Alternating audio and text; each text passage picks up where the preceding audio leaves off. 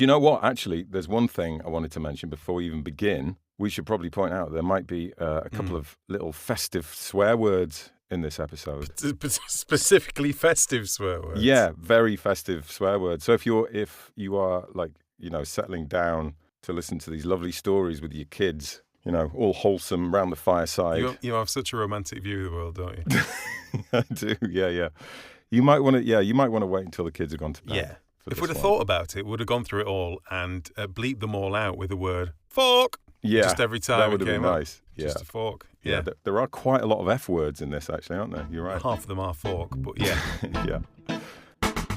Ladies and gentlemen, welcome to the Failing Writers Podcast. Hold on to your baubles. We're about to find out who's won this year's £500 Festive Failing Writers Podcast Flash Fiction Competition. What are we really here for, Tom? Well, we're going to find out who has won this year's annual Flash Fiction Contest for the Failing Writers Podcast. Oh, is that in all? association with Scrivener. Just that? Yeah. All right. So no big deal. Okay. Literally just that. So we just need to crack on, speak to Emily, find out what she thought, find out who's won, and let's just find out who's bloody won. Okay. But we can't just do that straight away, Tom. I just want to talk about some of the. What did you think, Tom, of like overall of this year's entries? They were very good. They were very, very good. Yeah, I thought it was a particularly high standard this year. I wonder if I did. I wonder if it's the pound that we force people to pay. They've got some skin in the game. Is that what you're thinking? Yeah, I'm thinking. I've got a lot on the line for this now. Yeah, that's it. Because if it's free, it's like, well, I might as well just send this. Yeah. I know it's rubbish, but I'm going to send it anyway. But if it's a whole pound. And I know we say this every year, but there was, it's amazing the variety of stuff that you get from obviously the same prompt and the same phrase you have to include and everything. Yeah. But just the breadth of everything from genres that there were, the styles of writing, how they included the phrase, all sorts. It was amazing. Yeah, we got a bit of everything, didn't we? We got some sci-fi, we got a few murder mysteries. Which I was particularly impressed with, actually. Getting a murder mystery up and down in 350 words. Yeah, condensing that. That's that's quality, that. It is. What else do we get? Love stories. We got sort of romancy, happy ones. We got not so happy ones. Yeah, we got quite a lot of comedy as well this time. More than usual, I would say. Yeah. Which was nice. Do you think we kind of led that one a little bit just by not being very serious generally? I don't know. We don't normally get comedy's quite a hard one to do, I think, in It Flash. is, yeah, it really is. What else do we get? There was a lot of family drama. Yeah. To be fair, that was a theme that kind of did run quite strong throughout. There were a lot of mothers overly concerned with cutlery. Do you know what I mean? That was like a theme. There was a lot of table dressing going on, wasn't there? There was a lot of table dressing. I felt like there was a certain amount of catharsis being resolved. Yeah. We got horror as well. We got a lot of ghost stories. We've got a variety of ghost stories. Funny ones, creepy ones, clever ones. I think there was even a couple of historical type ones in there as well, wasn't there? There was. Yeah, there was. So yeah, all kinds of genres. I tell you what, I've got special mentions as well. All right. So when I was going through, I was thinking about people when they incorporate the phrase, too many forks. So there is a little honourable club of people in the first sentence club. Oh, yeah. People that just thought, right, I'm just getting it in there. Get it out there. I don't have to think about working it in. Let's just, boom. Let's just say it. Yeah. So there was Davinia Lane, Biddy Lee, Cleve Redford Lane, Ruth Parkinson and Hetty Mosforth all got it in there. First sentence. How do you feel about that? Do you think that's a good thing? I like it. I quite like that. I think that's just like especially when it's woven in quite nicely in that style. Yeah. Actually, doesn't make much difference to the story, does it? No, but it's just interesting how people go about it in different ways. Some people save it right to the end. Yeah. One of the ones that did save it to the end, actually, was by Hilary Smith. So her story was about an old family member and who was basically not communicating with them in like a care home or whatever, and they bring presents to him. Yeah. And it made it into a cryptic crossword clue in the story, which was amazing. So it was like reverse engineered. It was very clever. Yeah. And it was like the payoff, wasn't it, at the end? Yeah. Have you got any other mentions? I am always a fan of challenging the genre, bending the rules, playing with the form and all that business. Stephen Stillbeck went off-piste on this one. and his story was the text message one. So it was literally a text message conversation. Yeah, it was entirely. And he sent it in a PDF, so it just looked like a screen grab nice. of a text message conversation. Do you know what I thought with that as well? Because it was a really long story. Yeah. But obviously, if you're doing it, that's such a clever way to maximise word count. Because you've got rid of all the in-between bits. It's just the conversation, and it's in kind of text speak. It'd be quite sneaky. Other clever things that went on.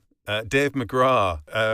So obviously you had to get the line "too many forks" in, which can be tricky and cumbersome, obviously. Unless you create an entire family with the surname Fork and have loads of them appearing in the story. I thought that was absolute genius. Talk about lateral thinking. I thought that was brilliant. I love that. Yeah, they were an angry little family, weren't they? I would agree there were too many forks. They were causing a lot of problems. Yeah. Brilliant first line. My favourite first line out of all of them was by Genevieve Maranghi-Daly. And her first line was, "It was beginning to look a lot like murder." That's good. Which is just brilliant. Just leads you into the rhythm of the song and everything, and it's Christmassy, and then boom. But as a first line, I thought that was marvellous. It is very good, that. Very nice. Oh, and one more actually that I've got on my list. Go Steve on. Salisbury, who did a Santa story. Now, we got quite a few Santa stories, obviously with it being Christmas. And I think it was quite a tricky thing to do, to incorporate the whole Santa thing without it kind of coming off a bit. This was the shopping centre Santa, wasn't it? Yeah, quite but hard he to did say. he did it really kind of neatly and with a lovely twist at the end. So I thought that was really nicely done. Really nicely done. Yeah, very nice. But we can't, I think we're saying we can't mention everyone, can we? No, I mean, we literally could mention everyone because there was something quite special in the vast majority of them. I was going to say, as is traditional. It's not really traditional. We did it once last year, but people keep saying it was brilliant. We have to do it again. So now we have to do it every year. You have woven them carefully into a beautiful, beautiful ditty. Well, I listened to it and I thought it was wonderful. Oh, thanks, absolutely Tom. Wonderful. And yes, Lovely. we just need to point out, if you're not including this ditty, it's not because of anything to do with the quality of your story. It's just because John couldn't make it rhyme. Hey, listen, I had a finite amount of space. I had to rhyme as much as I could. There were some beautiful rhymes, beautiful little playing around with the words to make Thanks, it rhyme mate. in that I mentioned. Anyway, let's not talk about the song, John. Let's listen to the song. Let's announce the winner of our festive competition. But before we do, here's just a few that had a chance of getting through. There was Georgie Turnbull's clothing collecting hobby, Lucy Harrington's creepy crawly jobbies, Madeline Postman getting us all sobby, Larry, Anna, Grace and Michelle's observant bobbies. In fact, 'tis the season for a violent croak, like Kelly Lee Bexton's very silent bloke we loved, Hilary Smith's crossword puzzle joke, or the Christmas demon Joey Levy invoked. We had Nigel Hall's entire team of Jacobs, Sally Anderson's grumpy auntie makeup. There was Grant WB's dinner spiller, and Andrew Miller with his very skillful killer, Kate Holloway and Alan Walker's futures, Biddy Lee's lack of Heimlich maneuver, Phil Oddie's pair of Joy Hoovers, Abby Hennig's twist just could not be cuter. There was Stephen Stillbeck's Christmas texts, and Tia Pratt's missing guests. We had Ross McGill's Just One Ronnie sketch, and Kate Honeybull's Mystic Morissette. We loved Bavita Sajal's alternate reality, a grimy rhyming crime from Sean Jeremy, Craig Margolis and his antique cutlery, and Steph Percival's daughter looking for a tree. We felt for Marty Greenwood's estranged brothers, and Debbie Howard's inferiority-filled lover, Leisha Zalepi's scary dragon mother, and Laura Gavin's tale forking into others. Well, do you think we've made people wait long enough, Tom? Or do you think? Yes, I should we talk about a few more things? Yeah. Let's just crack on. Okay. So let's go and have a chat with Emily. Do you know what, though? One thing. What? Because we were talking about, building up the tension and everything. Uh-huh. I noticed that Biddy Lee suggested on Threads, because we were talking about we were talking about short lists and long lists and just how many really good stories there were. And she said, you could have a long list, a short long list, and then a short list, and then runners up, and then just really drag it out. And I was thinking, actually, you know what we should do? Yeah. We should do what is now the standard format for TV competitions. And we should just make an entire season, and we just vote one person out every week. Right, yeah. How about that? That's how we do it next year. Yeah. And then when we actually announce the winner, we have like a 20-second silence that's just exactly. filled in with like a atmospheric drone in the background while we go. And the winner is, and then you just go and have a cup of tea, have a sandwich, maybe come back later in the afternoon and then announce it. Let's really drag it. No, let's not do that. Let's just actually crack on and find out who's won it. Okay, yeah, fair enough. Hello, Emily. Welcome back. Hello. How have you been coping with your newfound fame? Having been on the actual Failing Writers podcast, I can imagine you've been inundated with... Well, exactly. I've had a lot of people telling me that they enjoyed the phrase. And have people shouted the phrase at you across the street? Not quite across the street, but almost. Yeah. Well, that's good. I went into work the next day and was greeted with, "Too many forks."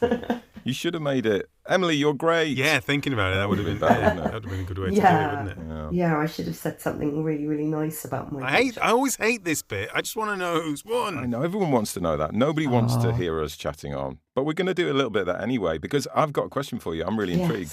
What's it like working in a bookshop this time of year? Well, most of the time is spent just taking massive deliveries of boxes. Yeah. And the really nice thing about working in a bookshop is that generally people buying books are quite happy and jolly about the situation, because it's quite a nice thing to be buying. So it's quite a nice place to be, and customers come in and bring us treats. So it's quite a nice festive feel, really. But I'm not going to lie, it is absolutely exhausting. Yeah, I bet. Yeah. Can you tell us what we should be... What's flying off the shelves? What should we be writing in order to secure massive publishing deals? What's flying off the shelves? Well, Orbital. Oh, of course, yeah. Samantha Harvey's Booker Prize winner. That's been flying off the shelves. Oh, a title called The Crisp Sommelier, which is about pairing crisps with different types of drinks. That's been really popular. I can see how that would work. There's a nature book called Raising Hair, which has been really popular. And what genre? What genre is the one that seems to be most? People really love like little anthologies of festive stories and classics, and there's loads and loads of puzzle books. All right, great. Myrtle and all those. There you go, Tom. That's what we need to get on for next year. Yeah. Anyway, enough of that. Let's find out who's won. What, are you doing this just to annoy me, John, on purpose? A little bit, yeah. Tom's got a very good point. There is a massive fat wad of dosh sitting there right before Christmas. Let's get down to business. Also, I'm guessing, Emily, you're probably feeling a huge burden of your decision making. It'd be quite nice to relieve you of what must feel like a huge weight upon your shoulders, you know? Yeah. Well, I'm just excited to find out who wrote these stories, because I love the stories that you sent me. They're so varied, and I read them and I put them down and I printed them out and I read them and went away, came back. So. Oh, nice. Oh, you're a printer-outer. Yeah. It's different, isn't it? That's weird. Yeah. Okay. Yeah, it's interesting how stories settle, and then you read them again, and then you see new things in them. So, well, I'm glad you've been thorough. That's good. Oh God, I'm such a geek. Of course, I was thorough. So, where do we start, Tom? Should we start with honourable mentions? Yeah, we ended up with a short list of 8, 9, something like that. There were 8. They were all very good stories, weren't they? They really were. They really were. So, what do you want? Do you want my first honourable mention? Yes, please. Yeah. Yes. Okay. So, my first honourable mention is a story called Tea with Idris. Oh, yes. Lovely little tale. That was Genevieve Merengue Daly. Well done, Genevieve. It was a lovely escapist moment. It was gorgeous, and I found it funny and sharp, but also really sad. So it was really beautifully done. Yeah, I really enjoyed that one. I like that one. It's so hard to choose between these stories. No, I love that. I'm really worried you're going to disagree with my choices. And Not that one. I wanted that one to win. No, I thought that's a lovely choice. Yeah. For an honourable mention, definitely. So, any of these honourable mentions as well will definitely be getting read out next week, in next week's episode as well. Yeah. What was next? Is there another honourable mention? Okay, my second honourable mention, and this again was really poignant and funny, and there's so much character in this story, and it's called Underneath. Oh, yeah, I love that one. And it's about a little girl called Sylvie climbing underneath the table, and it's all about kind of being under the sea, and it was a lovely story. That was Camilla Cassidy that sent that one in. I think that might have been one of my very, very favourites overall. I would agree with that, actually. Yeah. I thought that was I did really love it. And now I know you're going to be going, I just love the way it split the two worlds and had the almost like going on in parallel. And what's not real above the table and what's kind of actually really happening underneath. And there was some really precise writing in that. Yeah. Like he'd written the missive with the burnt out nub of a match. I mean, just really, really beautiful use of language. Very I admired that story. It was really good. Okay, so we're down to the top three. The top three. So second runner-up. Okay, my second runner-up is a story I found really funny, and I imagine this being like a short film or something. It was just very amusing, and very, very wittily written, and it's called Key Account Christmas. That is by John R. Preston. Yeah, it was very funny. It was about Malcolm B. Crosby trying to arrange Allied Electrical Components Christmas dinner, but it going a little bit awry. Wrong. It made me laugh out loud, this one. Yeah. It made me feel like I'd watched an entire 1970s sitcom in 350 words, but in a lovely, and it just kind of felt warm and Christmassy because of that as well. In that kind of, you could be watching it on TV on Christmas afternoon while you're stuffed. It did. It had a sort of vintage sort of 70s feel to it, didn't it? Yeah, it did. And I like that. You can. What's wonderful is you can see it coming, and you're just willing it along, and you just want to know how far it goes. But that's great sitcom comedy, though, isn't it? That's how it works. It is, exactly. I know, and there's just some really funny lines in this story. It's just laugh out loud funny. So brilliant. Well done, John. Had to have a place on the podium for sure, that one. Key Account Christmas by John R. Preston. All characters and other entities appearing in this work are fictitious. Any resemblance to real persons or other real-life entities is purely coincidental. The Allied Electrical Components Christmas dinner was arguably the most important date in the diary. Many lucrative annual contracts were secured over the lavish 5-course festive meal, helped, of course, with plenty of the old seasonal lubrication. And for Malcolm B. Crosby, this was his time to shine.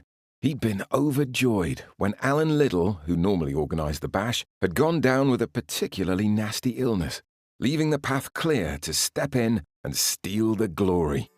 The warehouse space transformed into a sparkling winter wonderland. Malcolm would accept no excuses from his team. This needed to be perfect.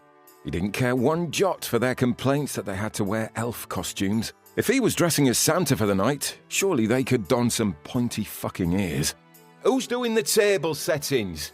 Everything must be perfect, Malcolm ordered with an authority he wasn't fully feeling. Actually, the nerves were really kicking in now. But perhaps a sneaky tested glass or two of the reception book's fizz would help. Well, that star on the tree is wonky. Someone get the ladders and straighten it. Attention to detail, people. Attention to detail. And that's obviously the wrong place for the snowman's carrot. This is a serious business. We're not messing about here. Malcolm decided he'd need another drink to deal with these morons. Guys, I won't ask again who's in charge of these fucking place settings. There's too many forks. Sort it now.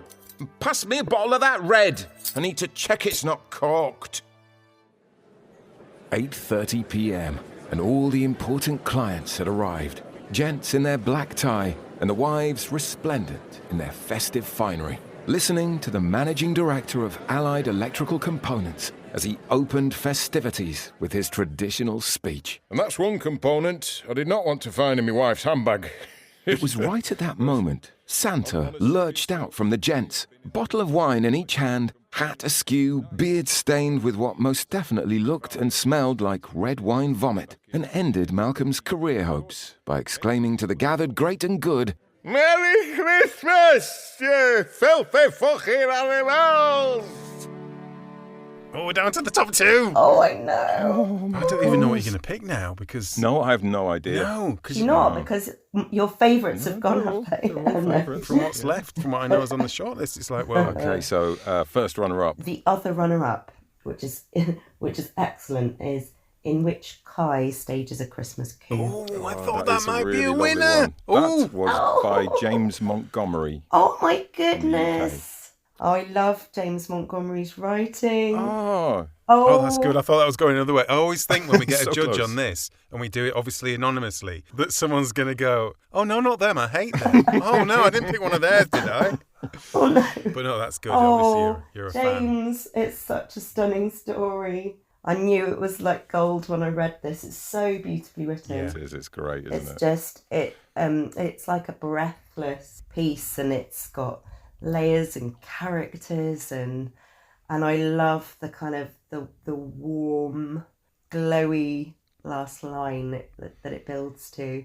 It's so good. It was so close. I'm telling you, that's not really going to help James, is it? But it was very close, and I was, erring each time I went back to them. I was changing my mind about the order, because there's so many lovely things to appreciate about each story. There's just things about them. Well, let's have a quick listen to that one before we move on to the big winner. In Which Kai Stages a Christmas Coup by James Montgomery.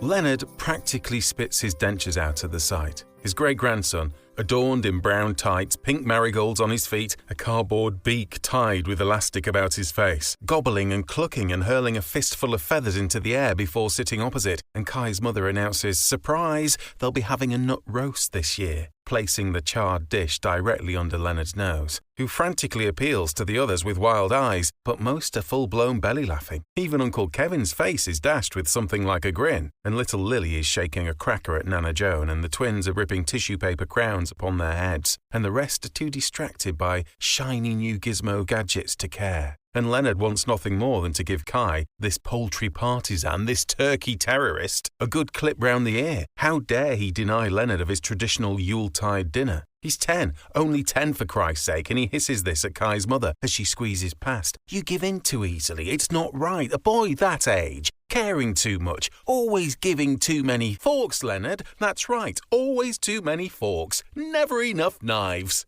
She sings songs, handing him a fork as she sets down the dish of Brussels sprouts, the rotten, rancid things, the final insult. And amid the festive din, Leonard locks eyes with Kai, who raises an eyebrow conspiratorially, goading him on as the vegetable's sulphuric stench rises with the steam. And Leonard glances round the cramped space, a carnage of red and gold, packed full of too cheerful people making too much noise.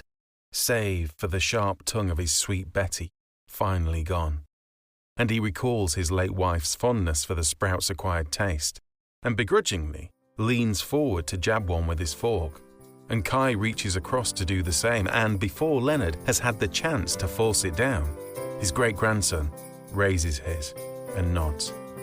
And although the taste is no less difficult to stomach, Leonard notes it's been sweetened with buttery, soft chestnuts. Beautiful. Right, yeah, you see, that was good, wasn't it? That was good. What a pace and a meter and a rhythm to it as well, wasn't it? And that really came through in the reading. Lovely, lovely. I know.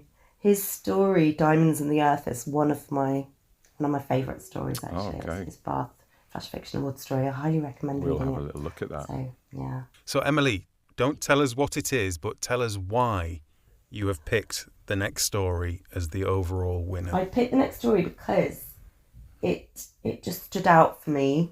It's a really imaginative take on Christmas and what Christmas means. And it's particularly focused on how Christmas feels when you're far away from your normal Christmas. So there was a real feeling of longing, deep longing in this piece that just really spoke to me. So that's why I chose it. And would you like to tell us what that story is? The story I've chosen is called Deeper Than Memory. That is a lovely story. Should we hear it first before we discuss? Deeper Than Memory by Katie Holloway.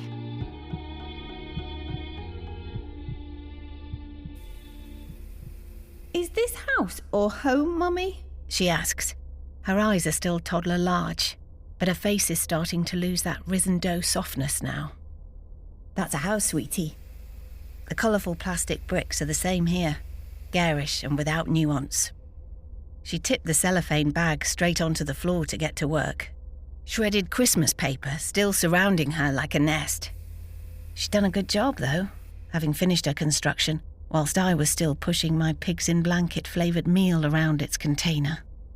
Home is Earth? Yes. Well, no, it's complicated. I sigh, opening her tiny hinged door and peering in. Home is the crinkled skin of meat, roasted in an actual oven. Crinkly hats from crackers and joyful bad jokes. Felt tip scribbles on the arm of a sofa. A cutlery drawer that won't close because there are too many forks thrown in without care. It's a framed newspaper cutting, not yet faded. A red jumper I should have thrown away. Like why we come here? Yes, complicated like that.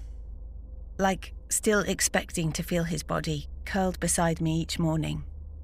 Like writing his number as my emergency contact when I signed the paperwork to come here. Like zooming out of a world that was heavy with greyness and stares and pity. Like boarding a spacecraft, knowing the journey back takes 7 months and 3 years' salary.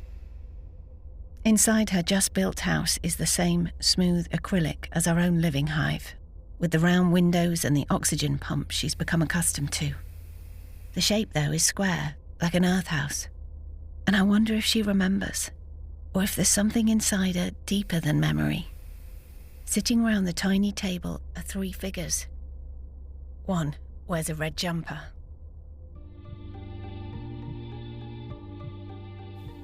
And that was by Katie Holloway. Oh, so well done, Katie. Congratulations, Katie. Honestly, you guys picked some amazing stories for me to read. They were really good, so hard weren't they? choosing.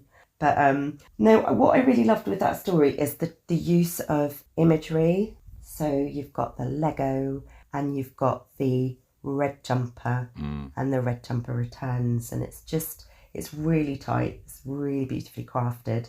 And I feel as a story, it just works really well. Yeah. It's really moving. So yeah, it feels like there's lots of layers in there. It was a hard call because I loved them all, but yeah, that's why that one won 3. I think it's always very brave, isn't it? Setting up a whole different world in such a short story, and being confident enough that it carries through. Yeah, and people will build their own meaning around it. It's quite a brave thing to do. So I think there's sort of the genre leap and the fact that it had a different take, I think, really did make it stand out for me. Yeah. And it's the one I did just keep coming back to it and admiring the sentences. And that paragraph about what Christmas is. Yeah, that is the lovely. bit about the crispy skin of the meat and the crinkly hats and the bad jokes. It just does so much in a short space of time. Yeah. It's really quite I'd say it's quite an ambitious piece and Katie really pulls it off, doesn't she? She really does. It made me think that it's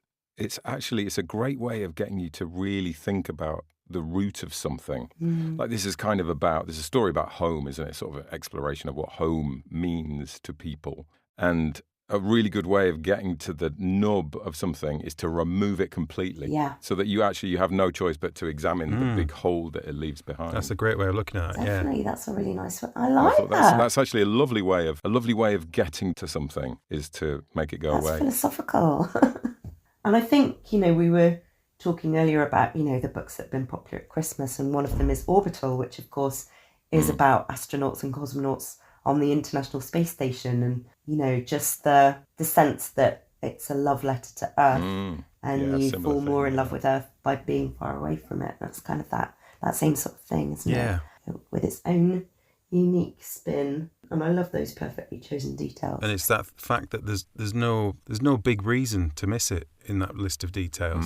It's just lots of tiny little things that are human and are home. Like you say, it's so well observed. It It is interesting as you're reading it because it doesn't quite make sense at the beginning, and then you're just given this little breadcrumb trail, and slowly everything sort of drops into place. It's really nice because that makes you want to go back and read it again, of course. Yeah, no, I've thought about this quite a bit actually with stories, that there are some stories that you read on first go and it reveals itself fully on first read, whereas some stories you read them and then you read them again, and each time you read them you notice more of those details, and it just yields more with each rereading. Yeah.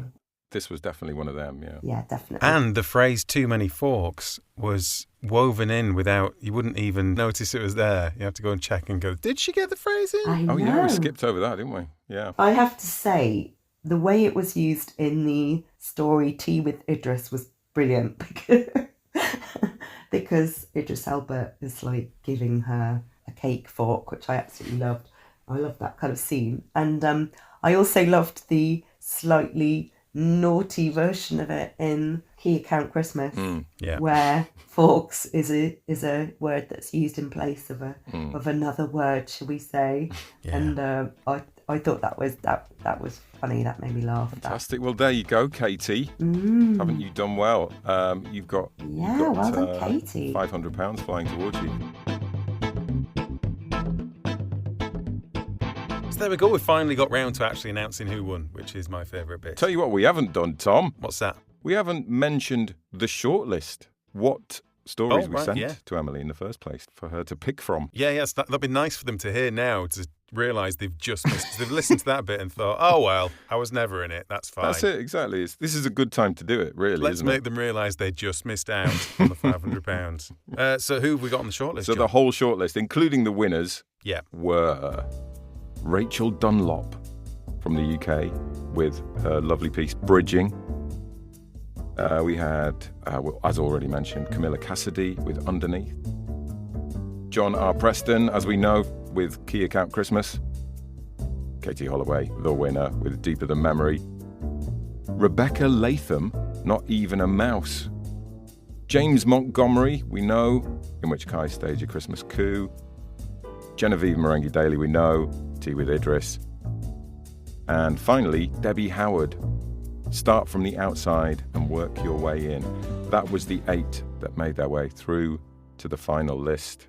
So Debbie, Rebecca and Rachel, really sorry that you missed out. You wrote some really beautiful pieces. But we're going to read some of those next week, I think we bring some of those to life, definitely. Absolutely. Too good to ignore. Well, you know what actually we should do now, if we can, while Emily's still knocking around in the background. Yeah.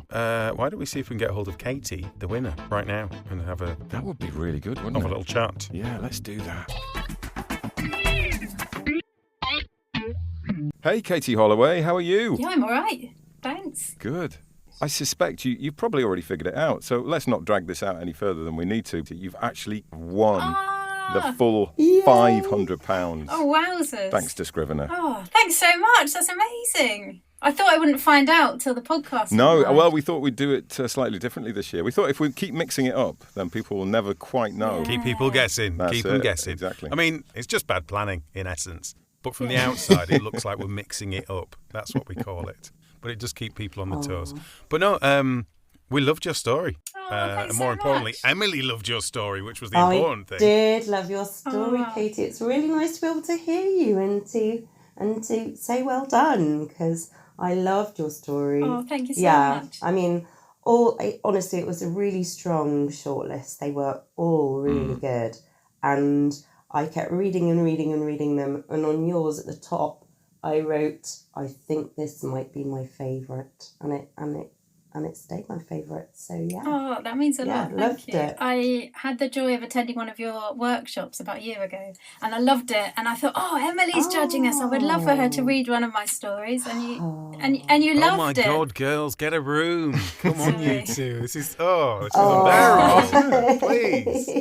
It's a small world, isn't it? The Flash world. I'm starting to realise that now. Everybody kind of knows each other. World, yes. Katie, where did the story come from? Do you remember where it sort of seeded itself and where I do. I assume not from the terrible prompt that Emily made you put in about forks. You know what? That prompt actually really helped. So I'm about to reveal how small the Flash world is, because it actually started in a Writers HQ Flash Face-Off write-along with Kathy Hoyle. Oh, right, okay. Oh, nice. Probably 18 months ago, I jotted a draft of it down, and then I kind of tinkered with it for a bit, and something was missing, so I just left it. But then it was this prompt, weirdly, that made me come back to it. Brilliant. And I thought, it needs to be a Christmas story. That's what it's missing. And then it all kind of came together. That's fantastic. Yeah. So just enough forks, really. Yeah, the correct amount of forks. Exactly the right amount of forks. That's brilliant. I do sometimes think there's this magical alchemy where you have an idea and just some other idea is needed just to collide with the first idea for it to turn into something And special. just kind of jigsaw pieces itself into the other end of it, yeah. Oh, I like that, yeah. Where did the space thing come from? Yeah, I can't remember. I remember the Writers HQ prompt was something to do with home, and I think I was thinking about what makes home not home, what makes it feel alien, and then I think bizarrely, I think I thought literal alien. What if you are far away from home? Yeah. But I don't think I've ever written a story set in space before or since. It's not really about space. No, I mean it felt to me like it's very much about, because obviously you get all these festive stories that are really, heartwarming and fun, and it is sad, but there's a lot of heart in there as well. But it's kind of, how do you celebrate Christmas when your life has completely changed? And I really loved that angle you took. Oh yeah, because it's hard Christmas, isn't it, for a lot of families, because probably most families have got a missing place at least. Yeah. And that's actually a big part of it. Yeah. And that red jumper. Oh my goodness. That was a really heartbreaking detail that you included. So yeah, it was beautifully crafted. Really well done. Oh, thanks so much. It was. It's really nice when you see an idea being pushed as far as it could possibly be pushed as well. Like, you didn't chicken out. You could have chickened out and just had her move to the other side of the country or to a different country or something. But you really went for it, and it really worked, that, I think. Yeah, why send her just to space when you could also kill her husband? But it kind of bleaches out all the background, doesn't it? There's nothing happening in the background because of it. You can see the starkness of space and the vehicle they're in. Yeah. So then it just kind of makes it more stark. There's more contrast in it. It's a very simple and clever way of kind of really making it stick out by itself, I think. Yeah, definitely. And you don't realise there's something unusual going on until you get to that pigs in blanket flavoured meal, and that's the bit where you go, oh, this is something a bit different's happening, and then obviously it spins and you realise they're not on Earth. And I think I said before, Katie, when we were discussing it before you came on, I love how the intense memories and warmth of Christmas is built up from almost meaningless things that by themselves are just kind of nothing, but you put them all together and it's everybody's Christmas. Yeah. There's something very universal about children building Lego surrounded by wrapping paper. Oh yeah, definitely. Katie, is Flash your favoured? I'm guessing that's your favoured form of writing. Have you dabbled with other forms? Yeah, I studied creative writing at university back in the day, and then kind of had probably a decade where I just didn't do any creative writing at all. Right. And then I discovered Flash in 2020, and that was, my kids were really little then, and I just thought, oh, this is what I've got time for. So I kind of delved into that, and then I had a grant from the Arts Council 23 to 24, kind of spanning that year, a DYCP grant. Oh, great. So to specifically focus on Flash. So that was when I kind of really got tons and tons of Flash, and it was so intense and focused that actually since then I haven't written much Flash since, other than this prompt did get me to drag a story out and dip back into it again, and I'd forgotten how immediate Flash is. That's what I love about it. But I've been slightly dabbling in longer things since. But it really forces you to hone your writing. Yeah. Flash, Oh God, yeah. Because, well, you all know this. Because you just haven't got the space to hide. You can't waste a single word, basically, can you? You've got to make everything work really hard. And you definitely did that. I bet you're glad that you entered the competition. Yeah, I really am, yeah. It was £1 well spent. It was, wasn't it? Very good return on your pound, isn't it? Yeah, that is, yeah. Are you going to spend your dosh? You're going to spend it on writing-related things? You know what? I am going to invest in, you're going to love this, your sponsors. I'm going to invest in Scrivener. Oh, brilliant. Because I've just dipped my toe into starting a novel, and I thought, I need some better software for this. And I was going to buy a copy of the software, and I thought, but I've just entered that competition just in case I happen to place. I won't buy it. Your confidence was misplaced, wasn't it? You didn't get second or third. No, I didn't. But I suspect overachieved. Yeah, some of that can go towards that. Brilliant. Wow, I feel like perhaps you should have told me in advance because I feel like I can't say anything useful now because I'm slightly reeling that I actually won. It's exciting. It's so exciting. I hoped you were going to say you were going to spend the money on a massive Lego set. I thought that would have really pleased me. Maybe it's finally time to replace that red jumper. Yeah. Yeah, maybe, yeah. But do make sure you save a few pounds to treat yourself to some forks because, frankly, you could never have too many forks. That's gonna follow me around, that phrase, isn't it? Can I ask where that phrase came from? Am I allowed to ask a question? It's a question we've been too scared to ask Emily that question, so we're glad you It did. just came from the strange recesses of my mind. I can't tell you any more than that. And it's proved to have been a brilliant phrase because there's been so many different ways it's been dealt with. It's really sparked some... I love how imaginative. Yeah, it's been I brilliant. can't wait to hear the other stories. Yeah, I do think it was a tough one for people, but I actually think in the long run it may have produced higher quality goods in the end. Yeah. That's my theory. That's good to know. Well, I sometimes think, I've got this theory that when you put yourself into a bit of a writing straitjacket, you make things harder for yourself. It forces you to be more creative and imaginative. So It does, it absolutely does. Well, creativity in essence is problem solving. So you need to have a problem to solve. Well, like, you don't want something that's a cliche because otherwise you'll encourage stories that have an element of cliche in them, I guess. But yeah, it was a bit of a weird one. So well done, everybody. And sorry to everybody who was swearing at me over this. I'm sure there were plenty. Fantastic. Well, lovely to meet you, Katie. Yeah, you too. Enjoy your Christmas thank you. spend your money wisely. No, don't spend it wisely. What terrible advice. obviously buy Scrivener and then just fritter the rest away. Well, it would be easy to do. Brilliant. Well, congratulations and have a lovely Christmas. Yeah, thank you. You too. Thank you for your story. Thank you. Oh, wasn't she lovely? She was lovely. I mean, regardless of whether she was or not, she made us promise to say that as per the running joke on the podcast. The tradition. And she did say, I don't think she minded saying that to her the real prize wasn't the £500, it was just having the honour of appearing on the podcast. That was the real thing. And I completely understand. You're very welcome, Katie. You're very welcome. So that kind of wraps it all up for another year, doesn't it? Another contest out of the way. It does. I mean, we'll definitely be coming back to some of those shortlisters. Yeah. So it's not quite the end, but yeah, that's the end of the winning and the huge prizes. Yeah. It's so nice, isn't it? It's so nice giving that £500 to somebody and talking to them. Yeah, it is. It really is. Honestly is like one of the highlights of the year. It's brilliant. I love it. And that's almost the end of the series too for this series of the podcast, isn't it? It is. And I think we might take a bit of a break. But before we take a break, I think we've got a couple of little bonus things, haven't we, up our sleeve? Hopefully, yeah.